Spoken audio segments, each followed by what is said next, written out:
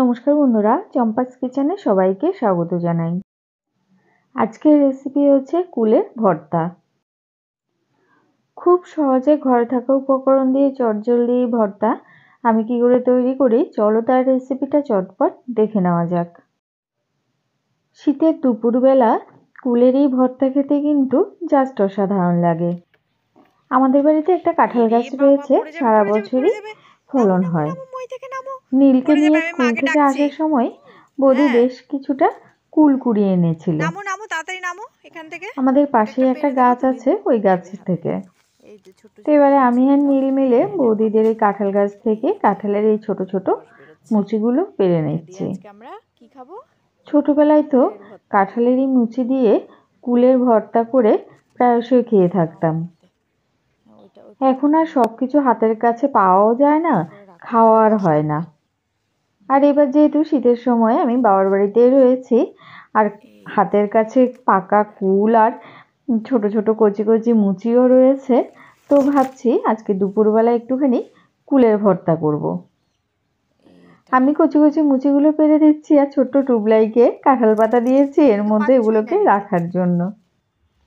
কিছুদিন আগেই তোমাদের সাথে আমি টক ঝাল মিষ্টি কুলের আচারের রেসিপি শেয়ার করেছিলাম। তো সেই আচারটাও খেয়েছে, তো বেশ ওর ভালো লেগেছে। তো ও ভাবছি আজকেও মনে হয় আমি কুলের সেই আচারই তৈরি করব। সেজন্য আমার পিছু পিছুই আছে। পাকা টোপা কুল এনে দিয়ে বলছে রাঙা এগুলো দিয়ে আমাকে আচার করে দেবে। আর আমি তো কুলগুলোকে দেখেই ভেবে নিয়েছি এগুলো দিয়ে আচার করব না, এগুলোকে দিয়ে আজকে ভর্তা করব। তোমাদের সাথে গল্প করতে করতে এদিকে কিন্তু আমার বেশ কয়েকটা কাঁঠালের মুচি পেরে নেওয়া হয়ে গেছে। তো এগুলোকে ভালো করে ধুয়ে নেব, তারপরে কুলের ভর্তা তৈরি করব। চলো রেসিপিটা চটপট দেখে নেওয়া যাক।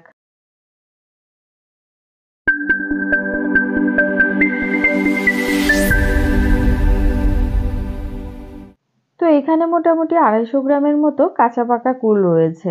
কুলগুলোকে ভালো করে ধুয়ে ওর বোটাটাকে ছাড়িয়ে নিচ্ছি। ধুয়ে নেওয়া এই কাঁচা পাকা কুলগুলোকে থেতো করে নেব। তার আগে একটা হামুনদিস্তার মধ্যে কাঁঠালের মুচিগুলোকে থেতো করে নিচ্ছি। খুব ভালো করে থেতো করে এর কষটাকে চিপে বাদ দিয়ে দিতে হবে। কাঁঠালের মুচির খুব কষ হয়, তাই এর কষটা কিন্তু অবশ্যই করে চিপে বাদ দিয়ে দেবে, না হলে আবার কাশি হতে পারে। ছোটবেলায় আমাদের বাড়িতে ঢেঁকি ছিল, আর ঢেঁকির মধ্যেই তখন থেতো করে আমরা এই কুলের ভর্তা তৈরি করে খেতাম।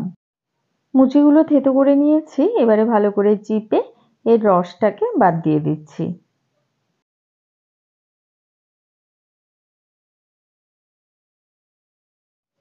খুব ভালো করে রস চিপে বাদ দেওয়ার পরে এগুলোকে একটা বাটির মধ্যে নিয়ে নেব। ওই হামুনদিস্তার মধ্যে এবারে অল্প অল্প করে কুল দিয়ে কুলগুলোকেও থেতো করে নেব। আমাদের চ্যানেল চম্পাস কিচেনের রেসিপিগুলো যদি তোমাদের ভালো লাগে তাহলে অবশ্যই চ্যানেলটাকে সাবস্ক্রাইব করে নেবে এবং পাশে থাকা বেল আইকনটাকে প্রেস করে দেবে। এতে করে যখনই আমি নতুন ভিডিও আপলোড করব সাথে সাথে নোটিফিকেশন তোমাদের কাছে পৌঁছে যাবে।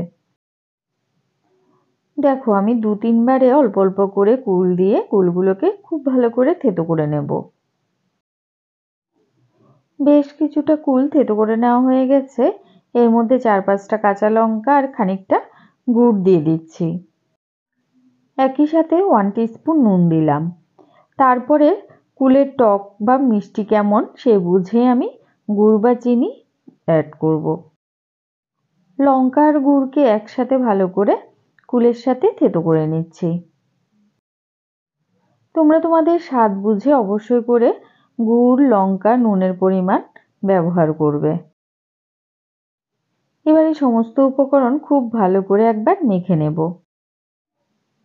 একবার হাত দিয়েও সবকিছুকে ভালো করে মেখে নিচ্ছি, তাহলেই দেখবে কুলের ভর্তা বা মাখার স্বাদের মাত্রা যেন আরো বেড়ে যায়। সবার লাস্টে 2-3টে গন্ধরাজ লেবুর পাতাকে এভাবে ছোট ছোট করে ছিঁড়ে এর মধ্যে দিয়ে মেখে নেব। গন্ধরাজ লেবুর গন্ধটা না কুলের এই মাখার স্বাদের মাত্রাটাকে দ্বিগুণ করে দেবে। আরও 1 টিস্পুন নুন দিলাম। তো বন্ধুরা সহজ সরল ঘরোয়া পদ্ধতিতে তৈরি করা কুল মাখা বা ভর্তার এই রেসিপিটা তোমাদের কেমন লাগলো অবশ্যই কমেন্ট করে জানাবে। ভালো লাগলে লাইক করবে আর তোমার বন্ধুদের সাথে ভিডিওটাকে শেয়ার করতে কিন্তু একদম ভুলবে না। আজকে আমার টোপা কুল বা ছোট ছোট কুল মাখা কিন্তু পরিবেশন করার জন্য একদম রেডি। শীতের হালকা রোদ্দুরে বসে এই কুল মাখা খেতে কিন্তু ভীষণই ভালো লাগে। তবে আমি কিন্তু একা এই কুল মাখা খাবো না, বাড়ির সবাই মিলেই কুল মাখা খাবে। জিভে জল আনা এই কুল মাখার স্বাদ কিন্তু অসাধারণ হয়। অবশ্যই এই শীতে ট্রাই করে দেখবে। কুল মাখা তো তৈরি হয়ে গেছে, এবারে নীলকে দেওয়ার পালা। দেখি নীলের কেমন লাগে। ও তো ফার্স্ট টাইম দেখেই অবাক, এটা কেমন আঠা আঠা জিনিস, তবে খেতে কিন্তু ওর বেশ ভালোই লেগেছে। এতক্ষণ আমার পাশে থেকে ভিডিওটা দেখার জন্য অনেক অনেক ধন্যবাদ। ভালো থাকবে, সুস্থ থাকবে। পরের ভিডিওতে আবার দেখা হবে। বাই।